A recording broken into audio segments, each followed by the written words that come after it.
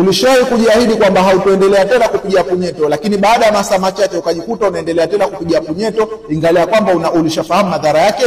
Kama ilishawahi kutokea, basi hii ni kwa sababu ifuatayo. Kutokana na utafiti uliofanyika mwaka 2022 inaonyesha kwamba 92% ya wanaume walishawahi kupiga punyeto hata mara moja katika maisha yao, lakini pia 70% ya wanawake pia walishawahi kupiga punyeto. Na wengi wao baada ya kuelimika na kujua madhara yake wakatamani kuacha, lakini kuna kitu kinawakwaza na mwisho wa siku wakajikuta wanaendelea kupiga punyeto mpaka pale mwisho wa siku walipobadilisha mfumo wao wa maisha. Hii ni kwa sababu ya kwamba wakati mwanaume au mwanamke anapiga masturbation, kuna hormones wanakuwa nazalishwa ambao wanaitwa dopamine, ambao hawa ndio wanaosababisha mtu kujikuta mtulivu, kujikuta mwenye furaha na mwenye amani wakati anapopiga masturbation. Na hii dopamine ndio inasababisha yule mtu inakuwa ni ngumu sana kuweza kuacha masturbation. Sasa kama unahitaji kuacha masturbation, maana yake ni lazima kubadilisha mfumo wako wa maisha kinyume na ule ambao kwamba ulikuwa unautumia hadi ukakupelekea kupiga masturbation. Kama ulikuwa uko katika company ambazo zinakupelekea wewe kushiriki masturbation mara kwa mara, basi achana na hizo company. Lakini pia kama ni mtu ambaye kujitenga ndani na mwisho wa siku ukajikuta kwamba unapata hamasa ya kushiriki masturbation,